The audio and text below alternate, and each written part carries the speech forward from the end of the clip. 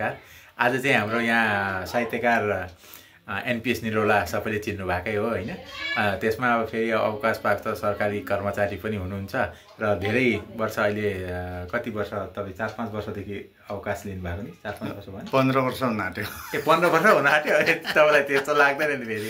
र आज यहाँ सरसँग यहाँ अफिसमा यसो रमाइलो भेटघाट, अब साहित्यिक भेटघाट भनौँ न अब हैन। उहाँ त अब साहित्यकार हुन्छे। अनि तपाईँले यो साहित्य विषय लिएर के यसो भनिदिनुहुन्छ? अहिलेकै युवाहरू छन् हैन, युवाहरूलाई पनि यो साहित्य विषय लिएर अलिकति अब युवाहरूलाई पनि अब तान्नु पर्यो नि त साहित्यमा। अवश्य। त्यसले गर्दाखेरि चाहिँ तपाईँले के भन्नुहुन्छ कि यसो? होइन, साहित्यकार भन्दाखेरि पनि साहित्य भन्ने चिज बुझ्न सबभन्दा पहिला आवश्यक जस्तो लाग्छ मलाई। र साहित्यलाई बुझेर यदि युवा वर्ग पनि साहित्यिक गतिविधिमा अघि बढ्यो भनेदेखि हाम्रो साहित्यको अलिकति उन्नति हुन्छ भन्ने त मेरो विचार हो। र यसमा अहिले चाहिँ के छ भनेदेखि यो फेसबुक, त्यहाँदेखि इन्स्टाग्राम के भन्ने छन् यी चिजहरूले गर्दाखेरि चाहिँ, अनि त्यो कम्प्युटरमा पनि विशेष गरी उनीहरूले मनोरञ्जनमा लाग्दाखेरि चाहिँ हाम्रा युवावर्ग अलिकति साहित्यतर्फ आकर्षित भए जस्तो मलाई लाग्दैन।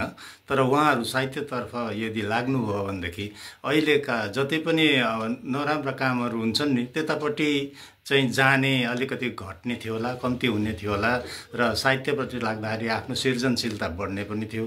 अनि आधुनिकतालाई बुझेर, आधुनिक जनजीवनलाई बुझेर, आधुनिक साहित्यलाई पनि बुझेर, साहित्यको जुन प्रकारको अग्रगति छ त्यसलाई पनि बुझेर उहाँहरू अलिकति अघि बढिदिनु भयो भनेदेखि हाम्रो नेपाली साहित्य साँच्चै नै टाकुरामा पुग्छ भने जस्तो मलाई लाग्छ पौडेलजी। हो, ठिकै हो, एकदम कुरा यो ठिकै हो। किनभनेदेखि अहिले अब युवा वर्गलाई अलिकति अब यसमा तान्नु पर्ने नै छ। किनभनेदेखि अब साहित्य भन्ने चिज, अब यो साहित्य र सङ्गीत चाहिँ यस्तो रहेछ, मैले बुझ्दाखेरि चाहिँ यो बुढेसकालको सहारा रहेछ क्या। बुढेसकालमा आफूले स्वस्थ भएर बाँच्ने सक्ने साधन चाहिँ यो साहित्य अनि त्यही सङ्गीत रहेछ भन्ने कुरा मैले पनि बुझेको छु।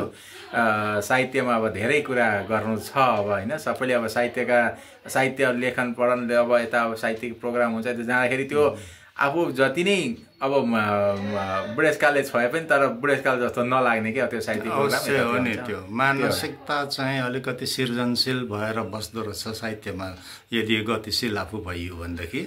आफ्नो उमेर अनि आफ्नो सांसारिक समस्याहरू यी सबैलाई पनि केही क्षणका निम्ति भए पनि साहित्यले अलिकति पर पन्छाउँछ भन्ने मलाई लाग्छ। अनि साहित्य भन्ने चिज भन्छन् नि, साहित्यकारहरू हतपत्त बुढा हुँदैनन् भन्छन्। उनीहरूको चिन्तनशीलता जुन चाहिँ चिन्तन शक्ति छ त्यो पनि वृद्धि हुन्छ भन्छन् साहित्यकारहरूको।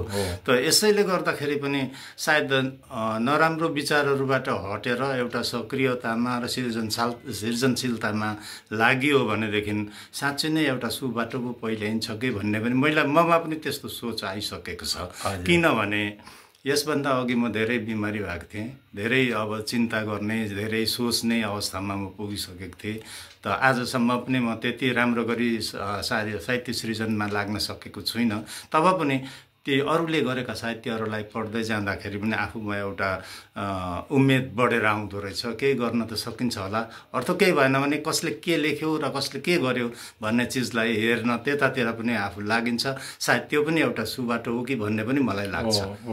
त्यही भएर अब साहित्य नै एउटा हाम्रो सही मार्ग, साहित्य र सङ्गीत भन्ने चिज चाहिँ हाम्रो सुमार्ग, अब जीवनशैलीमा सुमार्ग, त्यसमा फेरि आध्यात्मिक पनि छ। आध्यात्मिक अब यो सबै चिज लिँदाखेरि चाहिँ यसले हामीलाई साँच्चै एउटा राम्रोसँग जिउने माध्यम चाहिँ बनिन्छ जस्तो मलाई लागेको छ है। एकदमै ठिक कुरा सोच्नु हो तपाईँले। र यो सृजनशीलताले गर्दाखेरि चाहिँ के हुँदो रहेछ भनेदेखि कुनै एउटा नयाँ चिज देखियो, कुनै एउटा नयाँ परिस्थितिसँग जम्काभेट भयो भने पनि त्यसलाई अलिकति लेखेर अन्त हाम्रा पाठकहरू समक्ष पुर्याउन पाइयो भनेदेखि कमसेकम आफूलाई चाहिँ सन्तुष्टि हुन्छ भन्ने खालको चाहिँ एउटा चेतना बढ्दो रहेछ भन्ने मलाई लाग्यो। ल सरलाई आज अब यो भेटमा अब सरसँग यसो मैले यो 2-4 कुरा मैले यसो राखेँ है। खुब खुसी लाग्यो मलाई, खुब खुसी लाग्यो यहाँसँग यसरी बातचित गर्न पाउनु। छोटो नै भए पनि निकै चाखलाग्दो छ यो विषय र यतातिर कुरा गर्न पाउँदा मलाई निकै आनन्द लागेको छ। र मलाई पनि हतार छ, म निस्कौँ है अहिले। हस् हुन्छ सर, बिदा लिएँ। नमस्कार।